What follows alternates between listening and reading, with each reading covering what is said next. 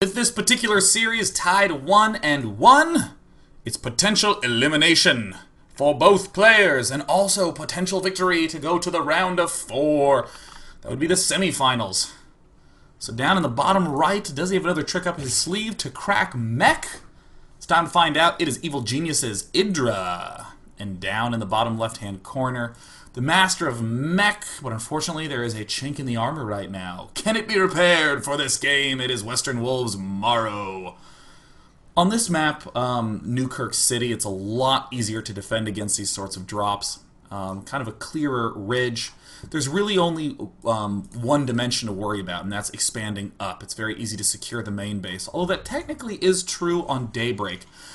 This expansion, very easy to throw down the watchtower to get good vision range of anything incoming, like those pesky overlords. But I do think that a simple sensor tower is really all that it takes to be able to spot everything that's incoming.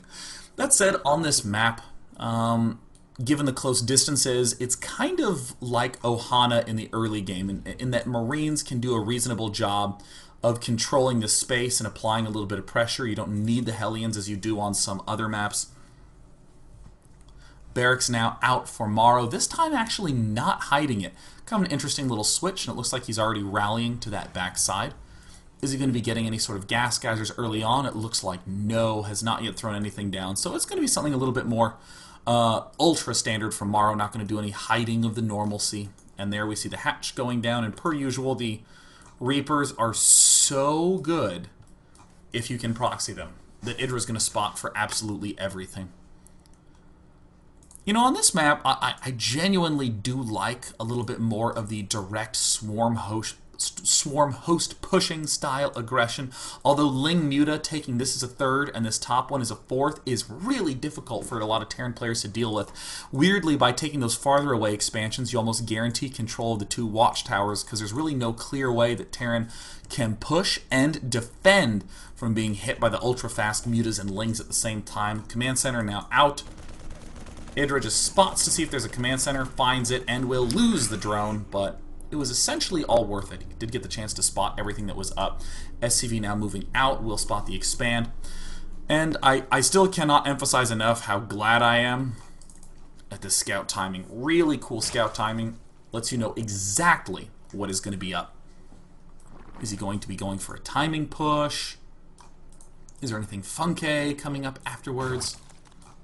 Looks like everything is essentially in order, so MorroW can head back home and get his double gas up. Not sure what the real goal of this Marine is other than to just intimidate the Overlord. But be intimidated to death he won't. The very, very, very scary Marine. Oh, another very scary Marine. Nope, no dice. You know, Mech on this map does have the distinct advantage of not only a really clear third, but a super easily defendable fourth. That is, in my eyes, the most encouraging factor to go Mech. The second one being that it's a very clear straight push, heading out to this watchtower and then cutting right back in. And in fact, these large pillars help tremendously in being able to zone the Zerg army into these clear choke points. Even though they're wide, this is actually the most dangerous choke point, the counterattack point, not just because it is the farthest away from the push, but it is also the widest entrance. Double gas at the kind of early 5-minute mark. What do I think about this? Normally, you wouldn't be able to pull this sort of thing off with a 4-queen build, and in fact, EGIdrARC has delayed his queen. So it could be a very thinly timed, very, very early taken third base. This is something, again, Startale Life popularized quite a bit in his series versus MVP. You cut every corner in the book, almost no defense at all, and you go straight away. Ooh, you go straight away for the double Evo chamber and tech up and take a third, but it looks like EGIdrARC doesn't have that in mind at all. He's going for Roach Warren and speed. He's going to try to catch MorroW off guard. MorroW has been going for this 3 command center play every single game, and EGIdrARC, as we've seen time and time again in tournament and tournament again, has been flooding with big all-ins when the pressure is on. And in reality, I think this is quite a smart idea. Very often players are going for the Widow Mines, which will either decimate this sort of push or backfire superbly. Just in a spectacular fashion, one Zergling advances, Widow Mine fires at it, they're disabled, and then the Zerg rolls in with the rest of his army, and what's the Widow Mine to do? But MorroW has been going for Hellion and then Widow Mine blind almost every single game thus far, so it looks like he has at least a timing plan. 3 roaches, 2 roaches. It looks like it's going to be a 6 roach push. And a good old pack of lings from the back. There, MorroW spots that there's no expansion. He's going to end up running into this. How's he going to answer? Does he see it? Does he see it? Or is he just pulling back to the watchtower? I don't actually think he saw it. Oh, he had to have. Now he's pulling back. He's going to be planting those mines. He might want to spread those out a little bit. They're basically going to run headlong into the exact same roach. Backup bunker being produced. Where are the Marines? Where are the Marines? He needs to build more Marines. Hellions continue to be produced. Oh, if those Banelings run into those Widow Mines. Uh-oh, uh-oh, uh-oh. There's one mine up.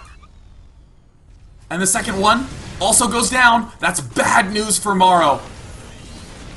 Now it looks like EGIdrARC is going to be attacking, but the Banelings are a little bit late. He's pulling back. It looks like another 20 seconds before those become active, and now he's stepping into the fray, but trying to poach forward. Very nice little micro move there, trying to pick off with the Marines, but now storming the front, and it looks like there's pretty much no more defense.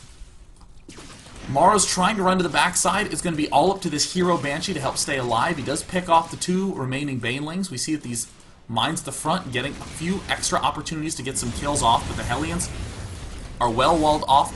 3rd expand attempt from EGIdrARC, and that's all she wrote.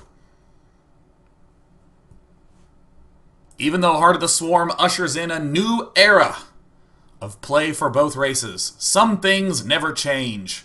EGIdrARC attempts an all-in. It fails. He types GG. MorroW wins the series 2-1 and will advance to the semifinals. MorroW, who managed to defeat EGIdrARC 3-1 in the finals of the original StarCraft 2 tournament, fresh out of the release at Gamescom 2010, now defeats EGIdrARC 2-1 in the King of the Beta round of 8. Do stay tuned. We now know that there will be one Terran player in the semifinals. In the rest of the round of 8 matches, we'll get to see some ideally more spectacular matches. Stay tuned. More to come. I'm out for now.